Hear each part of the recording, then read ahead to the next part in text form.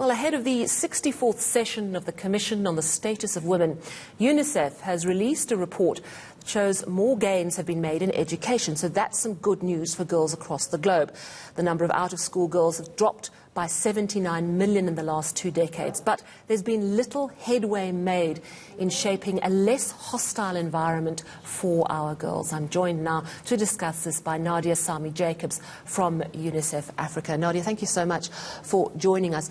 Great to have you in. Let's just get a bit of context here. 25 years ago in Beijing, there was a very important declaration made for girls of the world. Tell us a little bit more about that. Absolutely, Sally. So 25 years ago, representatives from governments across the world gathered in Beijing, and essentially they made a promise to girls and women around the world to say that we will work towards improving your lives, we will work towards ensuring that you can access all of your rights, that you are able to access healthcare, education, etc., and you can do this in a safe manner. So fast forward 25 years later, Sally, and we're saying, how have governments made on those promises? And it's a mixed bag. The progress has been really unequal as you look across the various regions. There are certainly some gains, and you alluded to that. We can happily say that today, more than ever before, girls are enrolled in schools and they're staying in schools. The life expectancy of girls has also increased by around 8 years. So these are things we can celebrate. But at the same time, there are many areas that we need to work on. There are many gaps, and certainly violence against children and unequal environments is one of the things we need to sit with.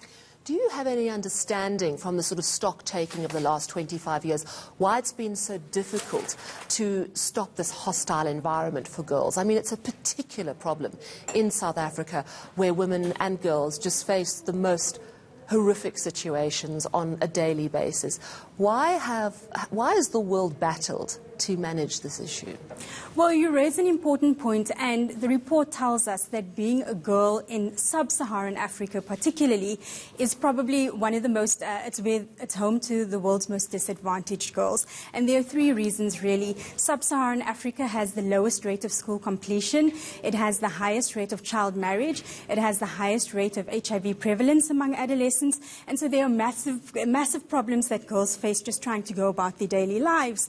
But what we also find is that we really need to change attitudes and mindsets when we look at girls. We need to respect girls more. We need to respect women more. And that really comes from a multi-sectoral approach. It's how do we educate our girls? Just recently I was in Zimbabwe and we were interviewing families, and there was the heartbreaking story of a family of 6 children, and the family had to decide who of the children do we not send to school.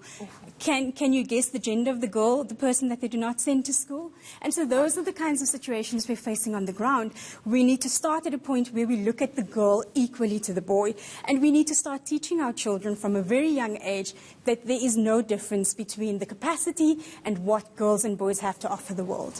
You know, we see across the world, especially around things like climate change, how young people have led that cause in many ways. And I'm just wondering, bearing in mind that education seems to be making progress in terms of equality and more girls are finishing school, maybe that education will teach girls to demand their rights. I mean, it's sad that girls have to take on the burden of this, but is that something that UNICEF is focusing in on how to actually equip young girls more and more to take their power? This is a massive point for us as UNICEF, and it's something that we're really working hard on, is to empower the young people, boys and girls, to really voice their concerns. We are hearing, as we travel across the continent, young people are frustrated. They're frustrated because the elders are making decisions on behalf of them.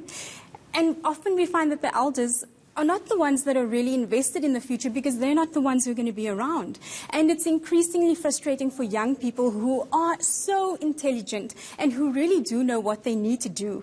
They just need a voice at the table. They need the chair at the table, but when they're there, they actually need to be heard. It cannot be a gratuitous decision that, yes, we're listening to the voices of young people, but we're actually not taking it seriously.